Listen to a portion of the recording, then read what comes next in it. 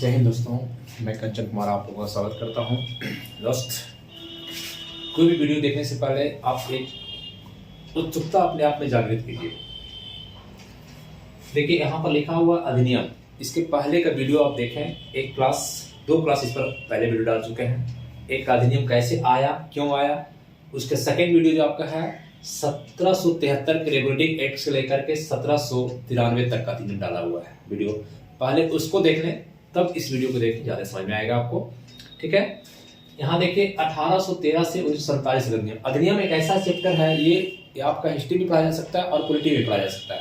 ये एक ऐसा चैप्टर है जो हर एग्जाम में इससे आप पूछा जाता है। जैसे आप समझते हैं कि नमक हर चीज में जरूरी है, इसी प्रकार से पॉलिटी का एक सेक्शन, हालांकि सभी टीचर पढ़ाना नहीं चाहते हैं इसको, लेकिन ये बहुत अच्छा चैप्टर है और हर एग्जाम को टच करता है। जैसे एसएससी जीडी का हो, रेलवे का हो, चाहे बीपीएससी हो, चाहे दरोगा हो, कोई भी एग्जाम हो उसमें टच करता है क्वेश्चन। तो इसको आप इग्नोर नहीं कर सकते, इसको आप ध्यान से देखें इस वीडियो को। और 1 से 2 बार अगर देखेंगे तो आपको अधिनियम बहुत इजी लगेगा, बहुत आसान लगेगा। बशर्ते कि जो पार्ट 1 डाला हुआ है वीडियो, पार्ट 1 और पार्ट 2, उसको आप देख लें, तब इसको देखें आप। ठीक है, देखिए 1813 आज जो अधिनियम बताएंगे हम, पहले बताएंगे 1813, हो सकता है 47 तक नहीं बताएं, 1858 तक बताएं आपको, लेकिन पहले देखिए 1813 का अधिनियम, 1813 का चार्टर अधिनियम, 1813 का चार्टर अधिनियम। देखिए ये चार्ट पहले बताए थे कि ये 20 साल तक आपको कहां से आता है बनकर, चार्ट बनकर आता है, चार्ट 20 साल के बन के आ रहा है। 20 साल कंपनी का देखा जाता है, उसका मैंने कैसा वो काम कर रहा है उस पर, उसकी रिपोर्ट पर इस चार्ट बन के आता है। कहां से आता है? ब्रिटेन से बन के आ रहा है चार्ट। ये कहां से? ब्रिटेन से बन के चार्ट आ रहा है भारत में और लागू होता है। 1813 के चार्टर में क्या क्या प्रावधान, 3 प्रावधान आप याद रखेंगे, आपका काम चल जाएगा। 3 प्रावधान याद रखेंगे। पहला, इस चार्टर के अधिनियम के तहत कंपनी का व्यापारिक एकाधिकार समाप्त कर दिया गया। पूर्ण रूप से नहीं, कंपनी का जो व्यापारिक एकाधिकार था, समझिए बात को, जो ब्रिटिश ईस्ट इंडिया कंपनी का एक व्यापारिक एकाधिकार था। माने कि ब्रिटेन की कोई कंपनी दूसरी, ब्रिटेन की है, यूरोप की नहीं, पुर्तगाली आ सकता है, कोई आ सकता है, कि ब्रिटेन की कोई कंपनी भारत या ईस्ट की तरफ व्यापार करने नहीं जाएगी। उसका मोनोपोली था कि सिर्फ और सिर्फ ईस्ट इंडिया कंपनी ही काम करेगी। तो कहने कि भारत की तरफ आपका कोई भी काम दूसरा कंपनी नहीं आएगी। इस तरफ भारत, चाइना हो गया, इंडोनेशिया हो गया, इधर व्यापार करने कोई नहीं आएगी, सिर्फ और सिर्फ ईस्ट इंडिया कंपनी का व्यापार चल रहा था। तो सोचिए कि जब मोनोपोली एकाधिकार हो जाता है, आप समझ लीजिए एक बात बताइए, कोई मार्केट अगर है, कोई मार्केट में अगर बहुत सारा लोग खरीदने वाले हैं, मान ले सब्जी मंडी चल गया, और सब्जी मंडी में विक्रेता अगर एक व्यक्ति ही बेचता हो, माने भिंडी बेचने वाला एक हो, खरीदने वाला हजारों हो, वही हाल है, बेचने वाला एक, खरीदने वाला हजारों, तब क्या होगा? उसका एकाधिकार हो जाता है। तो ये इस अधिनियम के तहत ब्रिटिश ईस्ट इंडिया की कंपनी का व्यापारिक एकाधिकार समाप्त कर दिया गया। व्यापारिक एकाधिकार समाप्त कर दिया गया, ठीक है, कर दिया गया, लेकिन पूर्ण रूप से नहीं किया गया। यहाँ पर एक से अपवाद रह गया, व्यापारिक एकाधिकार समाप्त कर दिया गया, लेकिन चीन के साथ, चीन देश है, चीन देश के साथ एकाधिकार रहा बचा हुआ। ये चाइना आपका है, ये चाइना हो गया इंडिया के बगल में, इसके साथ रहा एकाधिकार। ठीक है, उसके बाद चाय पत्ती जो होते हैं, चाय के साथ एकाधिकार, मतलब चाय दूसरा कोई नहीं बेचेगा, यही बेचेगा। तो क्वेश्चन आएगा कि किस अधिनियम के तहत चाय और चीन देश को छोड़ करके व्यापारिक एकाधिकार समाप्त कर दिया गया? तो बताएंगे आप, 1813 को टिक आउट करेंगे। ठीक, एक पॉइंट। सेकेंड पॉइंट, इस अधिनियम के तहत है कि शिक्षा पर 1 लाख खर्च करने का प्रावधान किया गया। शिक्षा पर 1 लाख खर्च करने का प्रावधान किया गया। शिक्षा पर 1 लाख खर्च किया जाएगा। ये नहीं बताया गया कि किस शिक्षा पर, मतलब भारतीय शिक्षा, मतलब प्राच्य शिक्षा, ये भारतीय शिक्षा हो गया, मतलब संस्कृत प्राच्य हम लोग का शिक्षा, या पाश्चात्य शिक्षा, अंग्रेजी शिक्षा, वेस्टर्न कल्चर, पाश्चात्य शिक्षा, किस पर खर्च किया जाएगा ये नहीं बताया गया, लेकिन शिक्षा पर 1 लाख खर्च किया जाएगा, ये बात कहा गया इसमें। ठीक, तीसरी बात, ईसाई मिशनरी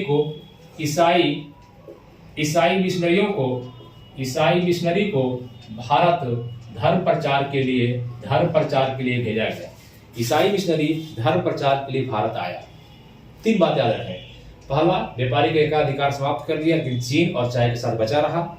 शिक्षा पर 1 लाख रुपए खर्च करने की बात की गई। ईसाई मिशनरी धर्म प्रचार के लिए भारत करने आया और ये विवाह वगैरह भी करने लगा, विवाह करने लगा ये लोग। ये बस 3 पॉइंट आपको याद रखना है।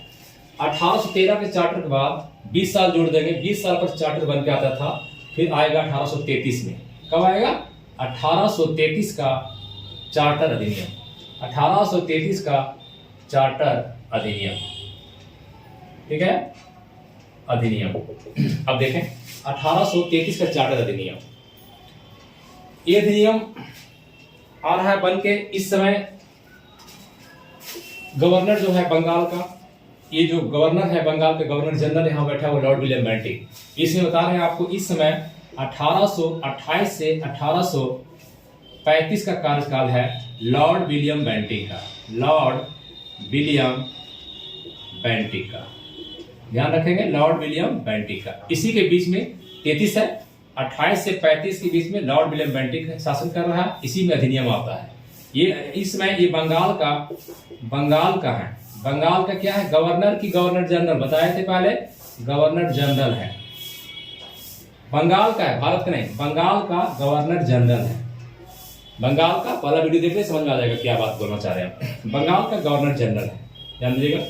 इस अधिनियम के तहत पहला पॉइंट जो आया, पहला जो काम किया गया, बताया गया कि व्यापारिक एकाधिकार पूर्ण रूप से समाप्त किया जाता है। कंपनी का व्यापारिक एकाधिकार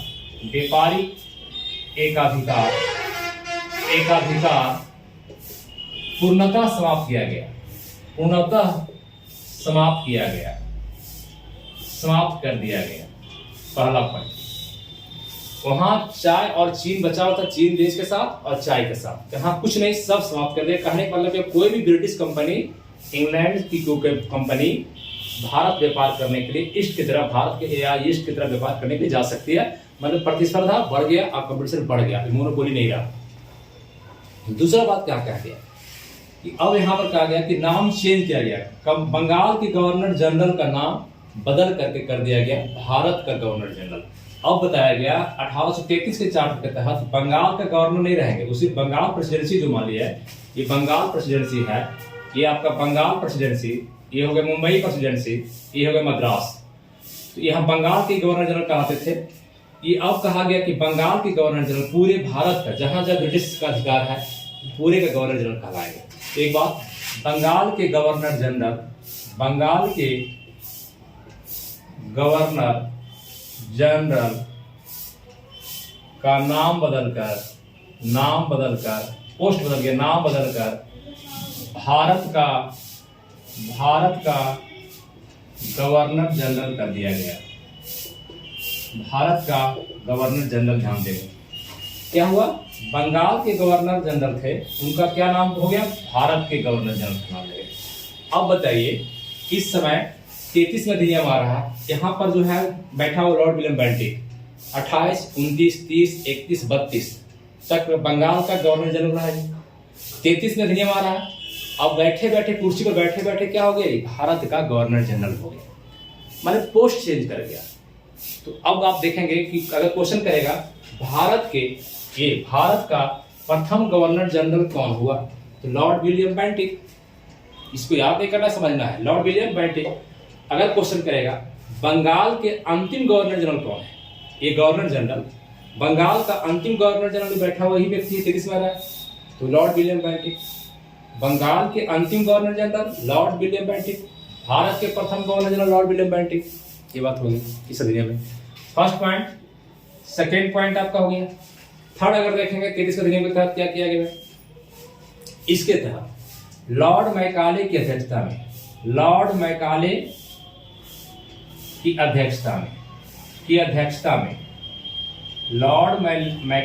अध्यक्षता में एक विधि आयोग बनाया गया,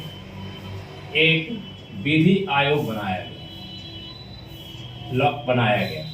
आप जानते हैं लॉर्ड मैकाले पाश्चात्य शिक्षा के, माने वेस्टर्न शिक्षा के, अंग्रेजी शिक्षा का बड़ा फैन था लॉर्ड मैकाले, ठीक है। तो लॉर्ड मैकाले की अध्यक्षता में क्या बनाया, एक विधि आयोग बनाया गया। नेक्स्ट पॉइंट, इस अधिनियम के तहत पहली बार संपूर्ण देश के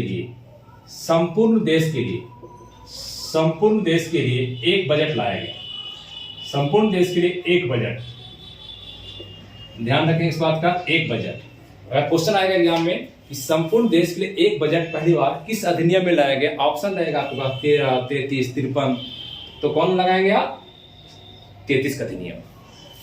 यहां पर बजट पर अभी ना तो बहस करने का अधिकार है, ना वोट करने का अधिकार है, न पूरा प्रश्न पूछने का अधिकार है, सिर्फ बजट पेश कर दिया जाता है, बजट पास कर देता है।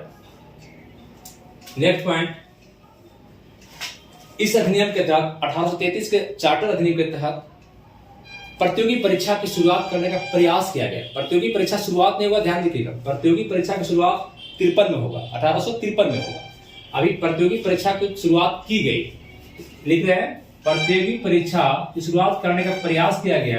कंपटीशन जो देते हैं हम लोग, एग्जाम जो देते हैं, प्रतियोगी परीक्षा की शुरुआत करने का ये आपका इसमें कहा गया कि धारा 87 के तहत, धारा लिखेंगे धारा 87 के तहत कह दिया गया कि नहीं तो जाति, नहीं तो लिंग, धर्म, नस्ल, रंग, मतलब किसी आधार पर अलग विवेच नहीं किया जाएगा। ये जो एग्जाम लिया जाएगा इसमें न तो जाति, न लिंग, न धर्म, न नस्ल, न रंग, किसी के आधार पर विवेच नहीं किया जाएगा। एक एग्जाम लिया जाएगा जो सब समान होंगे। लिया नहीं गया, सिर्फ आपको कहा गया, लागू नहीं हुआ। प्रतियोगी परीक्षा का एक जो है सो धारा 27 के तहत ये नियम लाया गया, अभी लागू होगा 53 में, ये बात। नेक्स्ट पॉइंट, 1833 के चार्टर अधिनियम के तहत एक बात याद रखेंगे, इस अधिनियम के तहत दास प्रथा को नियम के विरुद्ध कह दिया गया। दास प्रथा, जो भारत में दास प्रथा, देखिए दासों के एक शौक था दास प्रथा। अगर पूछेगा दास प्रथा सबसे ज्यादा दास कौन रखता था, तो फिरोज शाह तुगलक के समय था।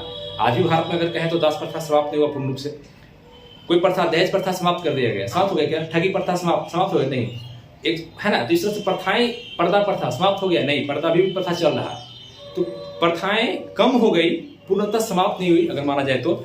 जैसे आप देखते हैं कहीं तो ये दास प्रथा जो था, दास प्रथा, इसको 33 के अधिनियम के तहत कहा गया कि ये नियम के विरुद्ध है, नियम के खिलाफ है, कानून के खिलाफ है, ये कानून के विरुद्ध है, कानून के खिलाफ है, मतलब नहीं होना चाहिए, समाप्त नहीं किया गया। ध्यान रखिएगा इस बात का, सिर्फ कहा गया दास प्रथा नियम के विरुद्ध है।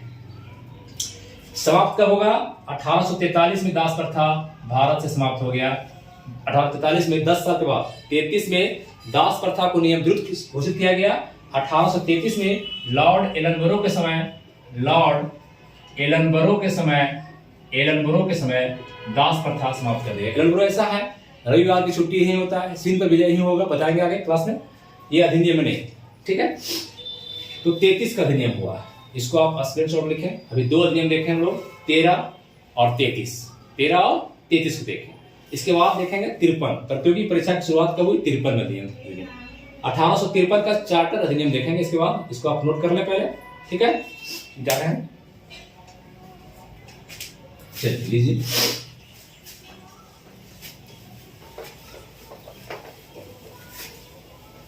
अब आइए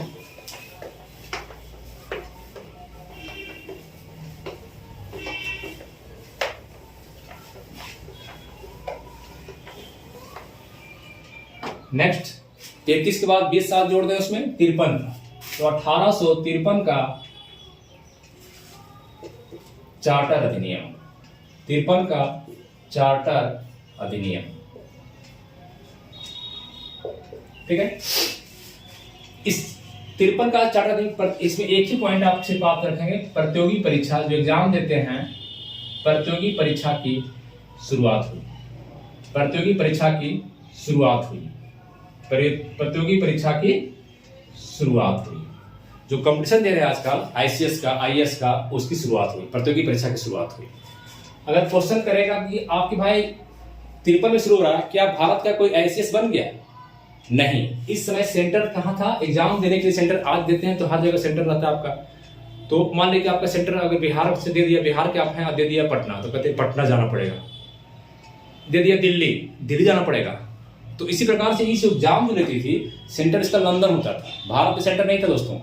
तो सेंटर कहाँ था? लंदन। ध्यान रखें इस बात का, सेंटर लंदन था। मैंने एग्जाम देना था, वो कहाँ जाना है? लंदन जाना है, जो कि सबकी बस की बात नहीं है।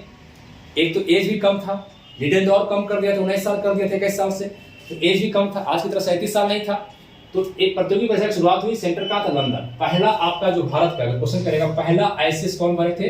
1863 में पहली बार भारत का प्रथम आईसीएस आईएएस बनने वाले कौन है? सत्येंद्र नाथ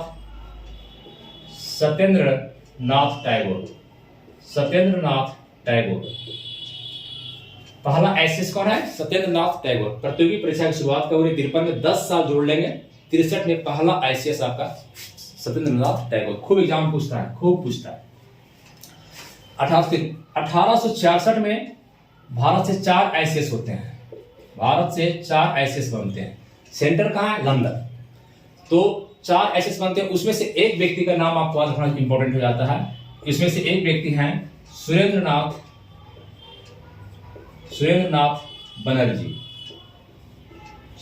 बनर्जी। क्यों याद रखेंगे इनको भाई? 4 में एक को ज्यादा क्यों बता रहे हैं हम? इसलिए कि सुरेंद्र नाथ बनर्जी को सस्पेंड बर्खास्त कर दिया गया। तो पूछेगा, क्वेश्चन पूछता है कि पहला आईसीएस कौन है जिन्हें सस्पेंड कर दिया गया, बर्खास्त कर दिया नौकरी से। अब कब किया गया ये भी याद रखेंगे।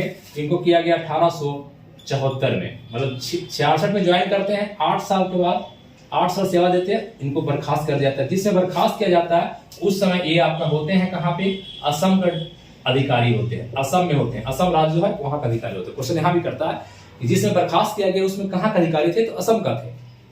ठीक है, ये सुरेंद्र नाथ बनर्जी की बात है। अब आप जानते हैं सुभाष चंद्र बोस जो भारत की आजादी के लिए, देखिए क्या देश सेवा था कि आजादी के लिए अपने आईएएस पद को भी त्याग दिए थे, है ना। तो ये आपका पद को त्याग दिए। कौन? इनको तो बर्खास्त किया गया, सुभाष चंद्र बोस को बात कर रहे हैं।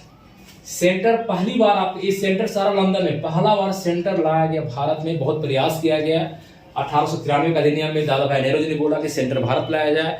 इस सेंटर की मांग चलती। लॉर्ड रीडिंग के समय पहली बार 1923 में 22-23 में भारत सेंटर आया। भारत में सेंटर भी कहाँ आया? तो इलाहाबाद में आया। इलाहाबाद एक जगह में, यूपी में, बस यही सेंटर। क्वेश्चन करेगा कि लंदन से सेंटर एक जगह फिर कहाँ बनाया गया? इलाहाबाद बनाया गया। किसके कार्यकाल में? इसमें गवर्नर कौन था? इसमें गवर्नर जनरल कौन था? तो लॉर्ड रीडिंग था। कौन था? लॉर्ड रीडिंग था, जो कि पहला यहूदी भी है। ये पहला यहूदी धर्म के गवर्नर है। यहूदी धर्म के, क्वेश्चन यहाँ भी आता है किस धर्म के हैं? यहूदी धर्म के, लॉर्ड रीडिंग। तो लॉर्ड रीडिंग के समय सेंटर इलाहाबाद आया। ठीक है, ये 1853 का चार्टर अधिनियम। देखिए फिर क्या होता है कि अधिनियम 1853 के बाद 1858 में आना चाहिए था, सॉरी 53 के बाद फिर 20 साल जोड़ ले, 73 में आना चाहिए था। लेकिन यहाँ 73 में आके क्या होता है आपको पता होना चाहिए कि 1857 में एक बहुत बड़ी क्रांति भारत में हो जाती है। 1857 का जिसे कॉमन नाम दिया जाता है, अंग्रेज लोग देता है कि ये सिपाही विद्रोह है। क्या है? सिपाही विद्रोह है। सिपाही विद्रोह जो कि मेरठ से शुरू होता है, लेकिन ये सिपाही विद्रोह नहीं था, ये भारत का प्रथम स्वतंत्रता संग्राम था। भारतीय हम लोग कहेंगे भारत का प्रथम स्वतंत्रता संग्राम था। अब क्या होता है, ये संग्राम पढ़ेंगे इतिहास में हम लोग। यहाँ देखिए सिर्फ जब ये क्रांति हो जाती है, विप्लव हो जाती है, इस समय यहाँ महारानी विक्टोरिया को लगता है कि अब क्या हुआ। ब्रिटेन सरकार का नींद खुला और लगा नहीं, कंपनी अब शासन नहीं कर पाएगी। कंपनी जो शासन कर रही थी, अभी कंपनी के तहत ही सारा अधिनियम आ रहा था, कंपनी को सब आदेश आ रहा था, कंपनी को ऑर्डर दिया जा रहा था सिर्फ कि कंपनी तुम शासन करो, है ना, और हम सिर्फ देखेंगे। नियंत्रण ब्रिटेन की सरकार जो थी, ब्रिटेन की सरकार सिर्फ खाली इस पर कंपनी भारत में जो कंपनी थी इस पर नियंत्रण कर रही थी, रह के अधिनियम ला रही थी। लेकिन अब यहाँ से क्या हुआ कि कंपनी को समाप्त कर दिया गया, कंपनी को हटा दिया गया, कंपनी को शासन से हटा दिया, डायरेक्ट ब्रिटिश क्राउन अपने शासन अपने अधीन ले लिया। मतलब अब जो आता है 1858 का, इसको कहते हैं 58 का भारत शासन अधिनियम। भारत शासन अधिनियम, देखना भारत शासन अधिनियम। इसमें अब कंपनी शासन नहीं करेगी, कंपनी अभी है, बिजनेस कर सकती है, अभी है, कंपनी को समाप्त नहीं किया गया। मतलब ब्रिटिश ईस्ट इंडिया कंपनी अभी है, लेकिन कंपनी का शासन समाप्त हो गया। अब शासन डायरेक्ट कौन ले लिया? ब्रिटिश क्राउन ले ली, ब्रिटेन सरकार अपने हाथ में ले ली, ब्रिटेन की महारानी अपने हाथ में ले ली। तो भारत शासन अधिनियम में हम लोग पुनः क्या हो गए? पुनः डोमिनियन हो गए, उसके अधीन चले गए। ठीक है, कंपनी अधीन नहीं। अब उसके इस अधिनियम को देखते हैं। इसके बाद इतना नोट कर लें पहले आप, इस पर हम बढ़ाते हैं क्लास को आगे, ठीक है। चलिए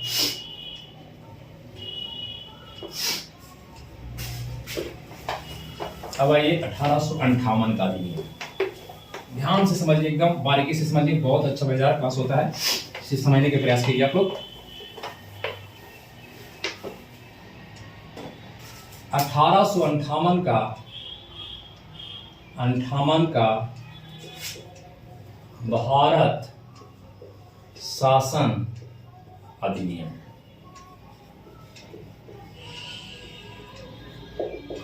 इसमें समझिए कि क्या क्या काम होगा। दो देखिए पहले क्या क्या चीज को समाप्त किया हो, क्योंकि 1857 क्रांति हुई, ब्रिटेन की सरकार आ गई डायरेक्ट। तो पहला बात तो कि इस अधिनियम के तहत कंपनी का शासन क्या कर दिया गया, कंपनी का शासन क्या हो गया, कंपनी का शासन को समाप्त कर दिया गया। कंपनी का शासन क्या कर दिया, आप लिखेंगे ऐसे काटेंगे नहीं, कंपनी का शासन को समाप्त कर दिया गया।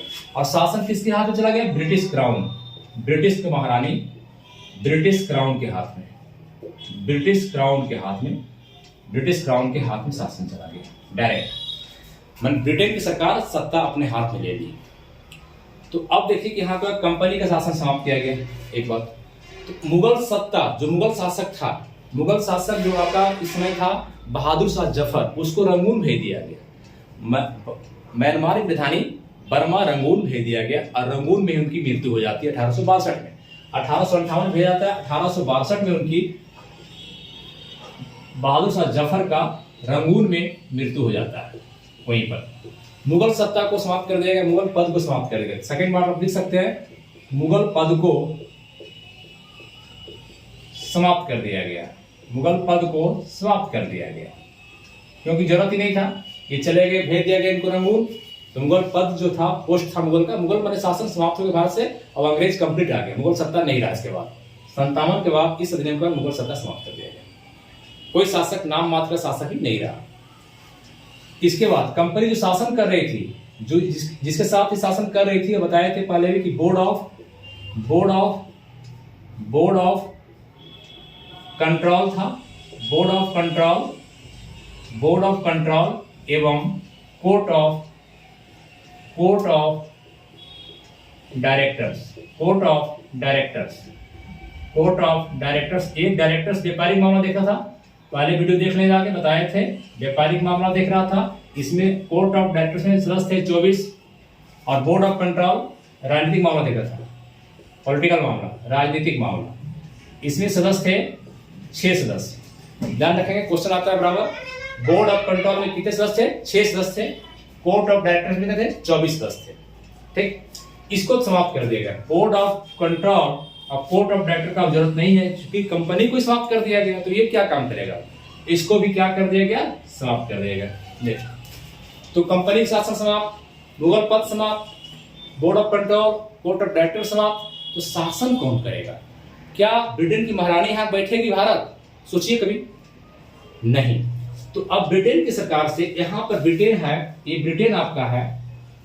अब यहां से क्या हो रहा है कि कहा गया कि इस ब्रिटेन का मंत्रिमंडल जो था, वहां संसद जो पार्लियामेंट था ब्रिटेन में, उसमें एक भारत के लिए, ईस्ट इंडिया, इधर भारत के लिए, ईस्ट के लिए, पूरब के लिए, भारत ने ईस्ट के लिए, पूरा चाइना, इंडोनेशिया सब के लिए, यहाँ इसके मंत्रिमंडल में, जैसे आपके मंत्रिमंडल है ना भाई, अभी मोदी जी का मंत्रिमंडल है, मोदी का मंत्री है, मंत्रिपरिषद है, तो वहां पर सब कानून बनता है। तो ये मंत्रिमंडल, उसके मंत्रिमंडल में ब्रिटेन के मंत्रिमंडल एक पद बनाया गया, एक व्यक्ति रखा गया जो कि उधर का काम देखेगा, भारत को देखेगा, भारत की तरफ, ईस्ट की तरफ देखेगा। ये व्यक्ति का नाम था भारत का राज सचिव। राज सचिव, ध्यान दीजिएगा, ये राज सचिव आपके यहाँ नहीं रह रहा, ये सिर्फ उसके मंत्रिमंडल में बैठता है और भारत की समस्या को यहाँ से आता है, सुनता है। यहाँ पर वायसराय है, यहाँ पर बैठा हुआ वायसराय, और यहाँ पर राज सचिव है। तो एक आपका एक राज सचिव बनाया गया ब्रिटेन के मंत्रिमंडल में, एक राज सचिव का पद बनाया गया, एक राज सचिव का पद बनाया गया। ये कहाँ रहेगा? ब्रिटेन में। ध्यान दीजिएगा, यहाँ भारत में। इसकी सहायता के लिए हेल्प करने के लिए 15 सदस्यीय भारत परिषद बनाया गया, भारत परिषद का गठन किया गया, भारत परिषद का गठन किया गया। ठीक है, ये ब्रिटेन में रहेगा, ये भारत में रहेगा, मदद करने के लिए यहाँ पर है। और यहाँ पर आपका वायसराय है, जो वायसराय रिपोर्ट करेगा। एक पॉइंट 1858 का अधिनियम के तहत क्या किया गया कि इस अधिनियम के तहत जो भारत का गवर्नर जनरल था, भारत का गवर्नर जनरल जो अधिनियम 33 में आया था, 1833 में, उसके तहत बंगाल के गवर्नर जनरल को भारत का गवर्नर जनरल बनाया गया था। अब 1858 के अधिनियम के तहत भारत का गवर्नर जनरल का नाम चेंज करके कर दिया गया वायसराय। क्या कर दिया गया? वायसराय कर दिया गया, वायसराय। ठीक है, वायसराय। तो अब देखिए 1858 नाम क्या हो गया? भारत का गवर्नर जनरल को गवर्नर जनरल नहीं बोलेंगे, क्या बोलेंगे? वायसराय बोलेंगे। और इस समय 58 में जो गवर्नर बैठा हुआ भारत में, यहाँ जो गवर्नर बैठा हुआ है लॉर्ड कैनिंग, लॉर्ड कैनिंग। इनका कार्यकाल देख लें तो अच्छा रहेगा आपको, 1856 से 62 तक, 56 से 62 तक। तो देखिए ये भी है क्या? भारत का गवर्नर जनरल। 56 में भारत का गवर्नर जनरल है, 57 में भी भारत का गवर्नर जनरल है, 58 में अधिनियम आया कि भारत के गवर्नर जनरल अब गवर्नर जनरल नहीं कहलाएंगे, क्या कहलाएंगे? वायसराय कहलाएंगे। तो इस प्रकार से आप ध्यान देंगे, पहला वायसराय कौन हो गया? Lord Canning. पहला वायसराय भारत का क्वेश्चन करेगा, भारत का पहला वायसराय कौन है? तो लॉर्ड कैनिंग है। और अगर कहेगा भारत का अंतिम गवर्नर जनरल, क्योंकि गवर्नर जनरल इसके बाद नाम कहलाया नहीं, तो भारत का अंतिम गवर्नर जनरल भी कौन हो गया? Lord Canning. 56 में गवर्नर जनरल ही था, 57 में गवर्नर जनरल ही था, तो भारत का क्या होगा? Governor general. तो भारत का अंतिम गवर्नर जनरल लॉर्ड कैनिंग, समझिए ध्यान से। और भारत का प्रथम वायसराय लॉर्ड कैनिंग। ठीक है, इस तरह से बातें हुई। 1858 का अधिनियम का ऐसे पॉइंट को आप नोट करेंगे ध्यान से, एक चीज को आप ध्यान से बारीकी से देखेंगे। ठीक, अब चलेंगे नेक्स्ट अधिनियम में। 1858 के बाद 1861 का भारत शासन, भारत परिषद अधिनियम आएगा, उसको देखेंगे। ठीक है दोस्तों, ये लेकिन 1858 तक याद रखेंगे। इसके बाद नेक्स्ट वीडियो में देखेंगे 1861, 73 नेक्स्ट क्लास में देखेंगे। ठीक, थैंक यू।